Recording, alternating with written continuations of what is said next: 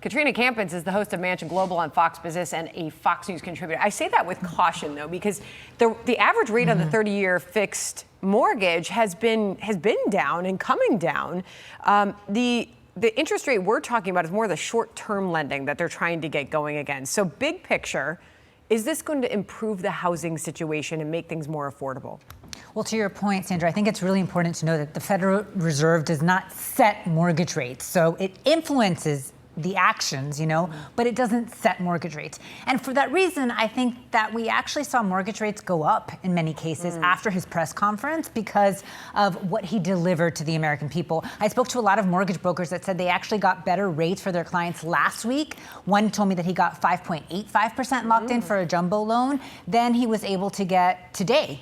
And so it's really important to note that we need more for the housing market to really recover. I think there's pretty much everybody's agreement. I think that's how Jerome Powell got the too late nickname, as President Trump has been labeling him. I don't know many economists who have looked at this situation and said that it hasn't been time to lower rates. Even Mohamed El-Erian, an Obama economist who sat here with us yesterday, said it's time for him to go. He really missed it with this. So what people do care about is what is quite possibly most people's largest investment they'll ever make, and that is housing. So many people feel like the American dream's slipping away. They can't get into a house. So what are we looking at? When do things start to change if we get, say, 3 more interest rate cuts this year? Well, I think affordability continues to be the main roadblock here. And I hear so many people saying, when are my kids going to be able to afford a home for the first time? And I think we're going to need a lot more reductions in mortgage rates, but we're also going to need an increase in supply when it comes to affordable housing. And in order to do that, there's going to need to be a change in regulations. We're going to need to see zoning laws change.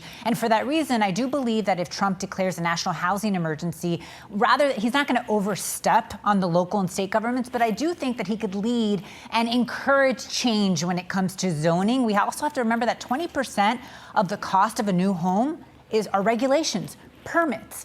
40% for multifamily. And so we're going to need to see more supply come into the market. And then some people may say, well, there's a lot of supply in Florida. That's one market.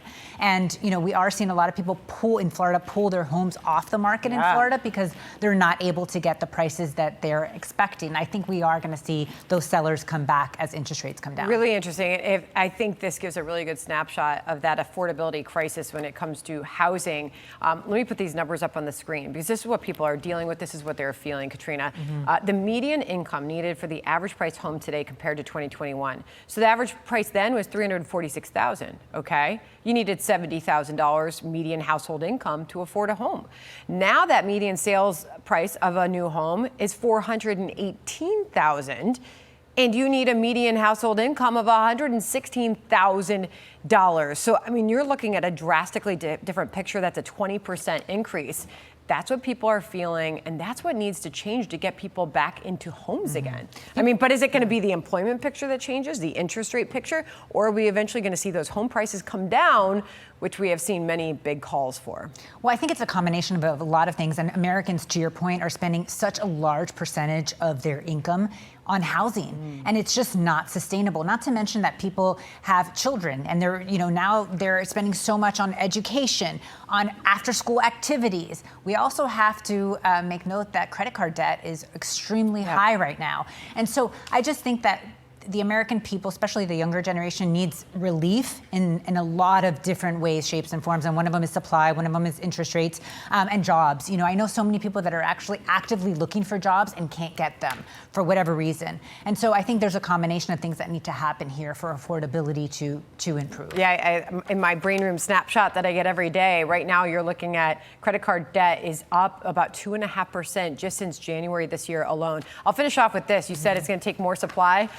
When you look at the new families and how families are outpacing the supply of new homes, it's a very clear picture there that the supply of new homes has to keep up with that demand to get people in those houses. And affordable, I think that's the key word, is affordable housing is what we need. We need incentives for developers to actually want to build lower priced homes rather than these luxury, mansions, which it's just not sustainable. Absolutely. Katrina, good to have you here in New York. Good Thanks to see for you. having me, Thank you Sandra. so much. All right, John. Hey, Sean Hannity here. Hey, click here to subscribe to Fox News YouTube page and catch our hottest interviews and most compelling analysis. You will not get it anywhere else.